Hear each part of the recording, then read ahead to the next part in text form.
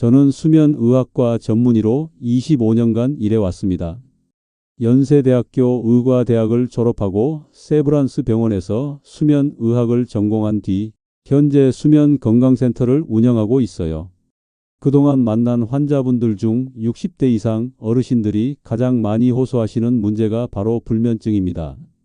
밤에 누우면 1시간 넘게 뒤척이고 겨우 잠들면 새벽 3시에 또 깨시나요? 매일 수면제를 드시지만 개운한 아침은커녕 점점 더 피곤하고 우울해지는 분들이 정말 많습니다. 저는 이런 분들에게 항상 말씀드려요. 약 없이도 습관만 바꿔도 누구나 8시간 통잠이 가능하다고요. 오늘 제가 알려드릴 수면 루틴은 단순히 잠만 잘 자게 해주는 게 아닙니다.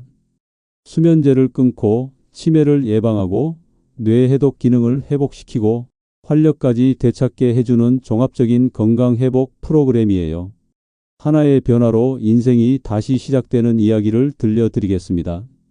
나이가 들수록 잠이 어려워지는 건 자연스러운 현상입니다. 하지만 많은 분들이 이를 잘못 이해하고 계세요. 노년기 수면의 특징을 먼저 설명드리겠습니다. 첫째, 멜라토닌 분비가 감소합니다. 멜라토닌은 잠을 유도하는 호르몬인데 나이가 들면서 자연스럽게 줄어들어요.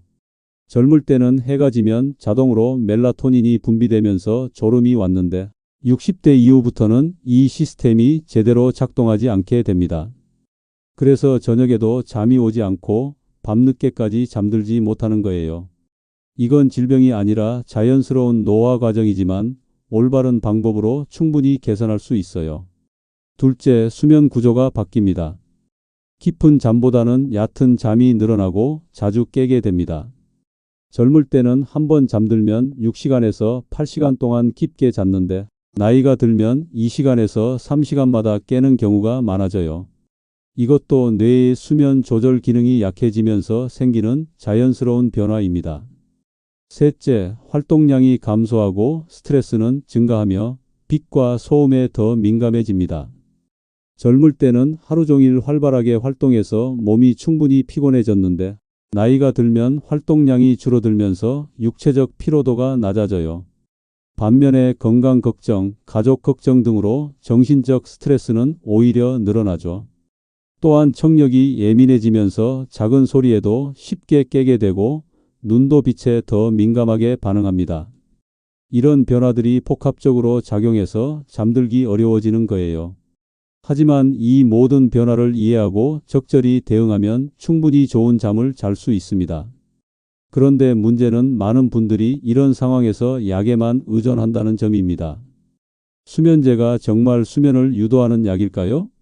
사실 수면제는 수면을 유도하는 약이 아니라 기억을 끊는 약에 가깝습니다. 잠든 것처럼 느끼게 해주지만 실제로는 뇌가 제대로 회복되지 않아요. 수면제의 작용 원리를 설명드리면 뇌의 각성 기능을 억제해서 의식을 잃게 만드는 거예요. 자연스러운 잠과는 완전히 다른 상태죠. 자연스러운 잠에서는 렘수면과 비렘수면이 규칙적으로 반복되면서 뇌가 하루 동안 쌓인 피로와 독소를 제거하는데 수면제로 인한 잠에서는 이런 회복 과정이 제대로 일어나지 않습니다. 장기간 수면제를 복용하면 기억력이 저하되고 치매 위험이 높아지며 중독성도 생깁니다. 특히 벤조디아제핀 계열의 수면제는 장기 복용 시 뇌 기능에 심각한 영향을 줄 수 있어요. 잘 자는 것처럼 느껴도 실제로는 뇌가 회복되지 않기 때문에 아침에 일어나도 개운하지 않고 하루 종일 피곤함을 느끼게 되는 거죠. 제가 25년간 수면 환자들을 치료하면서 깨달은 건 약보다는 올바른 수면 습관이 훨씬 효과적이라는 사실입니다. 실제로 제가 치료한 많은 어르신들이 수면제 없이도 8시간 통잠을 자게 되셨거든요. 그 비결을 지금부터 차근차근 알려드리겠습니다. 광주에 사시는 78세 정미옥 씨를 처음 만난 건 6개월 전이었습니다. 미옥 씨는 5년간 수면제 없이는 1시간도 잠들 수 없다고 하셨어요.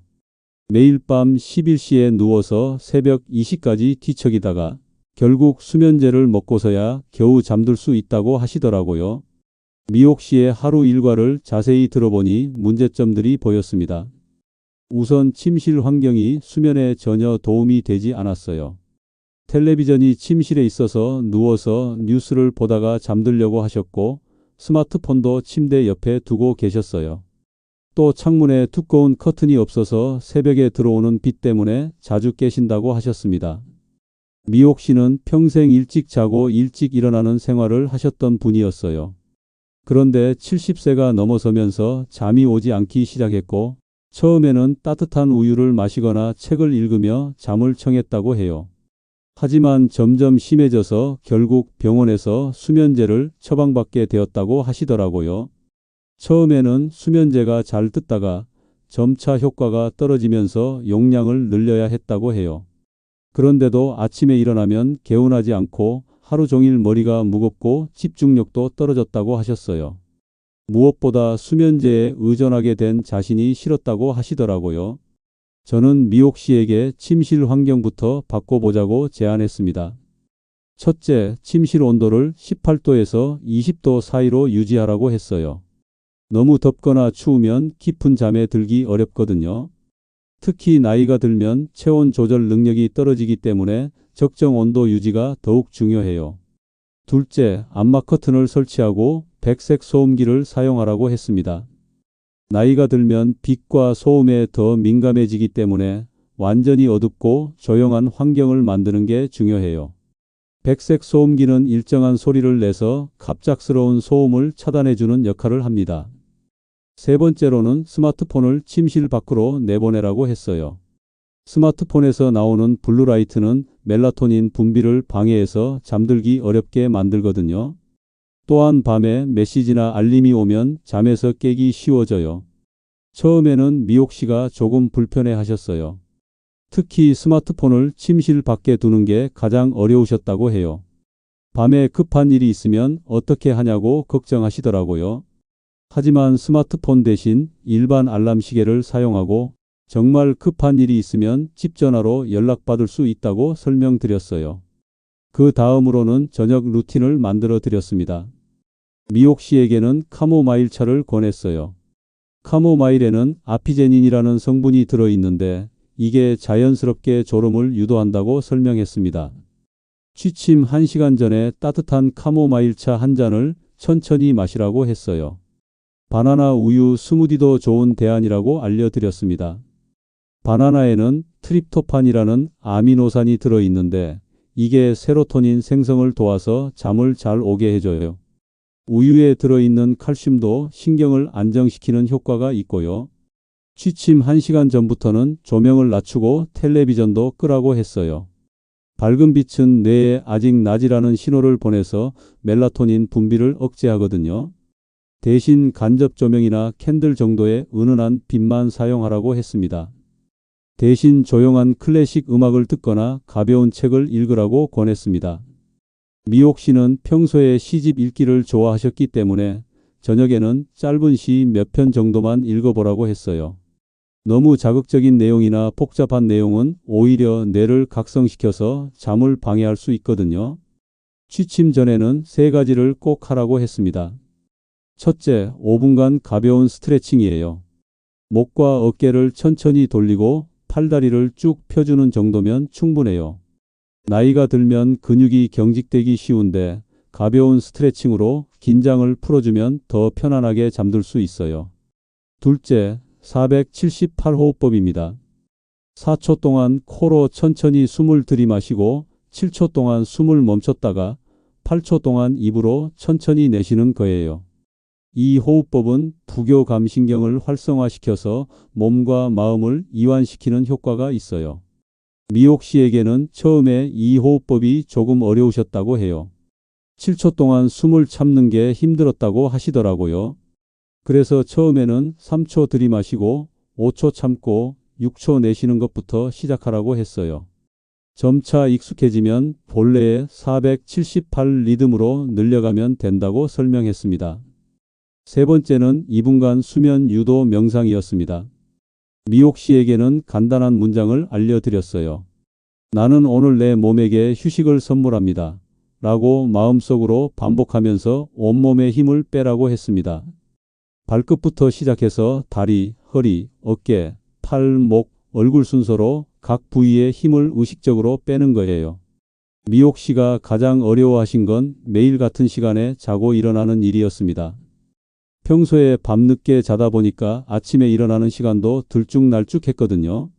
어떤 날은 새벽 1시에 자고 어떤 날은 3시에 자고 그러다 보니 아침에 일어나는 시간도 7시가 되기도 하고 11시가 되기도 했어요. 하지만 생체 시계를 회복시키려면 일정한 리듬이 가장 중요하다고 강조했어요. 우리 몸은 24시간 주기로 돌아가는 생체 리듬이 있는데 이게 깨지면 수면의 질이 현저히 떨어져요. 특히 나이가 들면 이 생체 시계가 약해지기 때문에 더욱 규칙적인 생활이 필요하다고 설명했습니다. 저는 미옥 씨에게 밤 10시 30분에 잠자리에 들고 아침 6시 30분에 일어나라고 했습니다. 처음에는 밤 10시 30분에 누워도 잠이 오지 않을 거라고 했어요. 그래도 괜찮으니까 눈만 감고 누워 있으라고 했습니다. 중요한 건 몸에 이제 잠잘 시간이라는 신호를 보내는 거였거든요. 아침에도 잠이 덜 깼더라도 6시 30분에는 반드시 일어나라고 했어요. 그리고 일어나자마자 커튼을 열어서 햇빛을 쬐라고 했습니다. 아침 햇빛은 생체 시계를 정상화하는 가장 강력한 신호이거든요. 멜라토닌 분비도 억제해서 하루 종일 또렷한 정신을 유지할 수 있어요. 낮잠에 대해서도 주의사항을 알려드렸습니다. 오후 3시 이후에는 절대 낮잠을 자지 말라고 했어요. 만약 너무 졸리면 20분 이내로만 자거나 아예 눈만 감고 명상을 하라고 권했습니다. 긴 낮잠이나 늦은 시간의 낮잠은 밤잠을 방해하거든요. 미옥 씨는 평소에 점심 먹고 나면 2시간씩 낮잠을 자곤 하셨다고 해요. 그것도 오후 4시까지 자는 경우가 많았다고 하시더라고요. 당연히 밤에 잠이 오지 않을 수밖에 없었던 거죠. 낮잠은 꼭 필요하다면 오후 1시에서 2시 사이에 20분 이내로만 자라고 했어요. 식사와 수분 섭취에 대해서도 지침을 드렸습니다. 취침 3시간 전에는 저녁 식사를 마치라고 했어요. 너무 늦게 먹으면 소화 때문에 잠들기 어렵거든요. 위에서 음식을 소화하는 동안에는 뇌가 완전히 휴식 모드로 들어가기 어려워요. 또 저녁 식사는 너무 기름지거나 자극적인 음식보다는 소화가 잘 되는 음식으로 하라고 권했습니다. 현미밥에 나물 반찬, 맑은 국 정도가 이상적이라고 했어요. 고기를 드시려면 기름기가 적은 살코기로 하시고 양도 평소보다 조금 줄이라고 했습니다. 카페인은 오후 2시 이후에는 절대 섭취하지 말라고 했습니다. 커피뿐만 아니라 녹차, 홍차, 초콜릿, 콜라도 마찬가지예요. 카페인은 섭취 후 6시간에서 8시간 동안 몸에 남아 있으면서 잠을 방해하거든요. 미옥 씨는 평소에 저녁 식사 후에 녹차를 즐겨 마셨는데 이것부터 끊으라고 했어요. 취침 2시간 전부터는 수분 섭취도 줄이라고 했습니다. 밤에 화장실 가느라 자주 깨는 걸 방지하기 위해서였어요.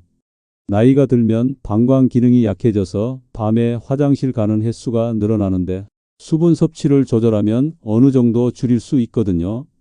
대신 목이 마르면 입안을 물로 살짝 헹구는 정도만 하라고 권했습니다. 미옥 씨는 이 모든 지침을 정말 성실하게 따라 하셨어요. 첫 주에는 별다른 변화가 없었다고 하시더라고요. 밤 10시 30분에 누워도 여전히 1시간 넘게 뒤척였고 결국 수면제를 먹어야 했다고 해요. 그래도 포기하지 않고 계속 하셨다는 게 정말 대단했어요. 2주째부터 조금씩 달라지기 시작했다고 하시더라고요. 밤 10시 30분에 누우면 11시 30분 정도에는 잠이 온다고 하셨어요. 아직 수면제는 드셨지만 예전보다 빨리 잠드는 걸 느끼셨다고 해요. 또 아침에 일어날 때도 머리가 덜 무겁다고 하셨어요. 3주째에는 더욱 확실한 변화가 있었습니다. 새벽에 깨는 횟수가 줄어들었고 깨더라도 다시 잠들기가 쉬워졌다고 하셨어요.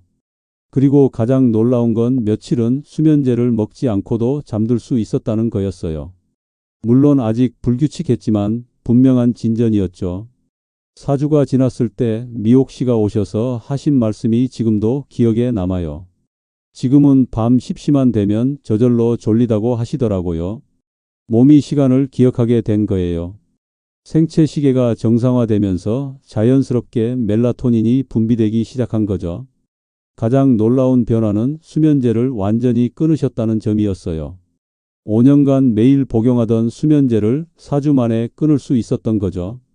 미옥 씨는 이제 자연스럽게 잠들고 아침에도 개운하게 일어나신다고 해요. 무엇보다 하루 종일 머리가 맑다고 하시더라고요. 고양시에 사시는 70세 김도현 씨의 경우는 조금 달랐습니다.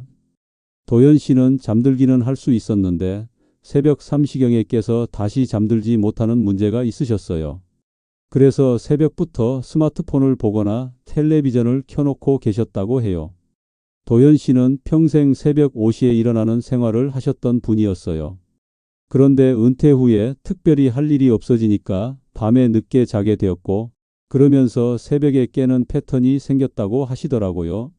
새벽에 깨면 할 일이 없으니까 스마트폰을 보거나 텔레비전을 보면서 시간을 보냈다고 해요. 문제는 새벽에 스마트폰이나 텔레비전을 보면 뇌가 완전히 깨어버린다는 거였어요. 그러면 아침까지 잠들지 못하고 낮에 피곤해서 긴 낮잠을 자게 되고, 그러면 또 밤에 잠들기 어려워지는 악순환이 반복되는 거죠. 도현 씨에게는 특히 스마트폰 차단이 중요했습니다. 새벽에 깨더라도 절대 스마트폰을 보지 말라고 했어요. 대신 백색 소음기를 설치해서 일정한 소리가 나도록 했습니다. 빗소리나 파도 소리 같은 자연음이 다시 잠들기에 도움이 된다고 설명했어요. 새벽에 깰 때는 시계도 보지 말라고 했어요. 몇 시인지 확인하는 순간 뇌가 각성되면서 다시 잠들기 어려워지거든요. 그냥 눈을 감고 편안하게 누워서 백색 소음을 들으며 다시 잠들기를 기다리라고 했습니다. 또한 도현 씨에게는 취침 전 스트레칭을 조금 더 길게 하라고 권했습니다. 특히 목과 어깨 부분을 중점적으로 풀어주라고 했어요. 하루 종일 긴장된 근육들을 이완시켜주면 더 깊은 잠에 들 수 있거든요. 도현 씨는 평소에 목과 어깨가 자주 뻐근하셨는데 이것도 수면의 질을 떨어뜨리는 요인 중 하나였어요. 스트레칭 방법을 구체적으로 알려드렸습니다. 목을 좌우로 천천히 돌리고 어깨를 위아래로 움직이고 팔을 크게 돌려주는 동작들이었어요.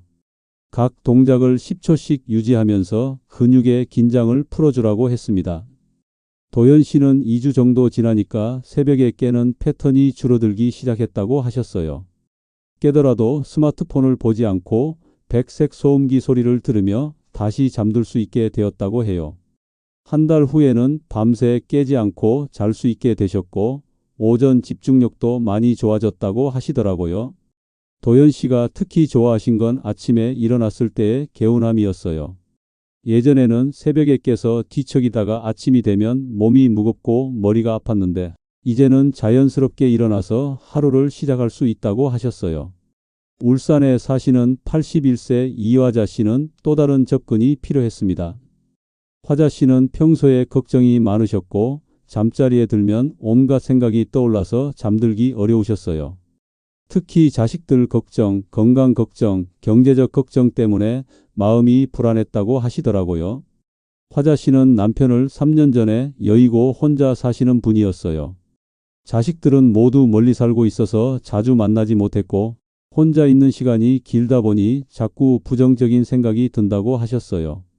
특히 밤에 누우면 온갖 걱정이 밀려와서 잠들기 어려웠다고 해요. 화자 씨에게는 478호흡법을 특히 강조했습니다.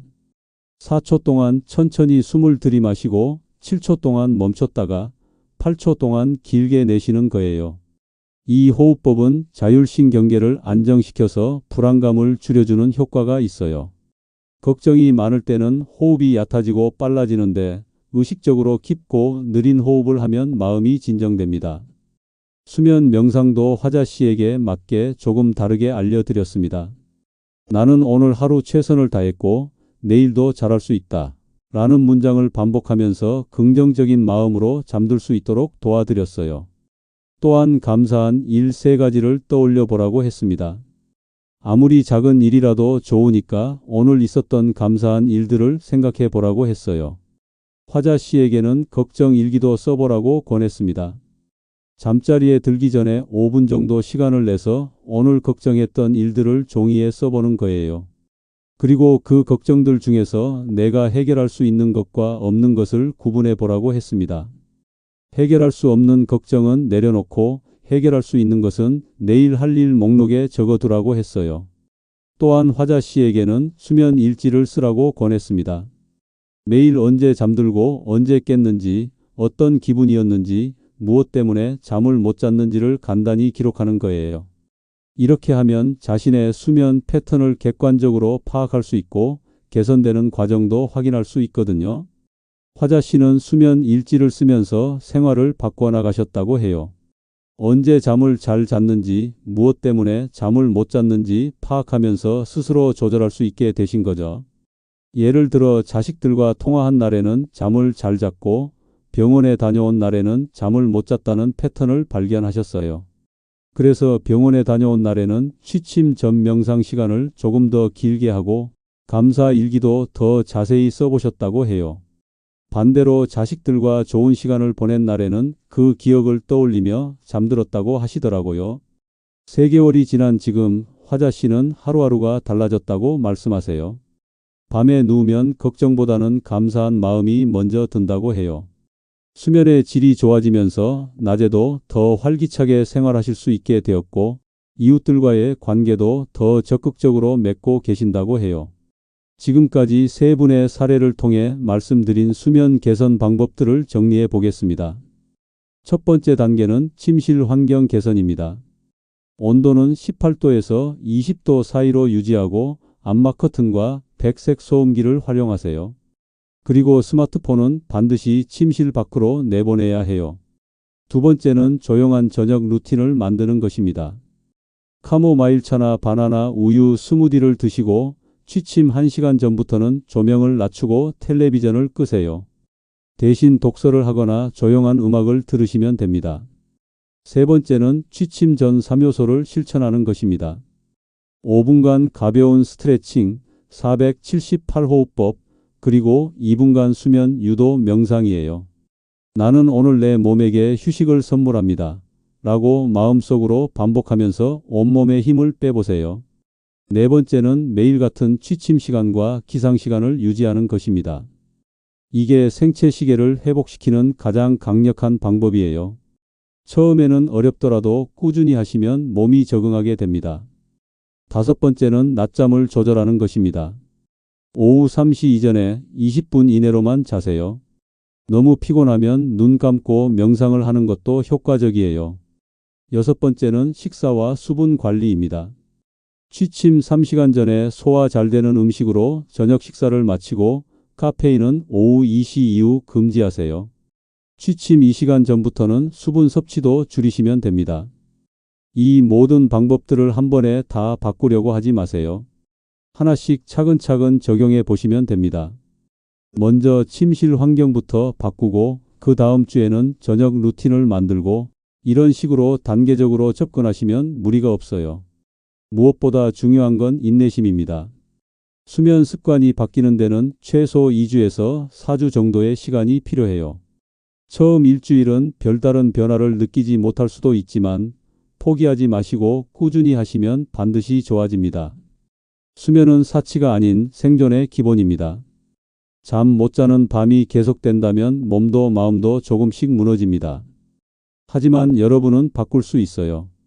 약이 아닌 습관으로, 억지가 아닌 리듬으로 말이에요. 늦지 않았습니다. 지금 이 순간이 가장 빠른 출발점이에요. 오늘 밤부터 따뜻한 물에 발을 담그고 조용히 음악을 틀어보세요. 이 작지만 꾸준한 루틴이 여러분의 수면과 뇌 건강 그리고 삶 전체를 다시 깨워줄 거예요. 지금까지 제가 25년간 수면 환자들을 치료하며 얻은 경험과 노하우를 모두 담아 말씀드렸습니다. 여러분도 충분히 8시간 통잠을 잘 수 있습니다. 수면제 없이도 자연스럽게 잠들고 개운하게 일어나는 아침을 맞이할 수 있어요. 오늘 밤부터 시작해 보세요. 여러분의 새로운 수면이 시작될 거예요.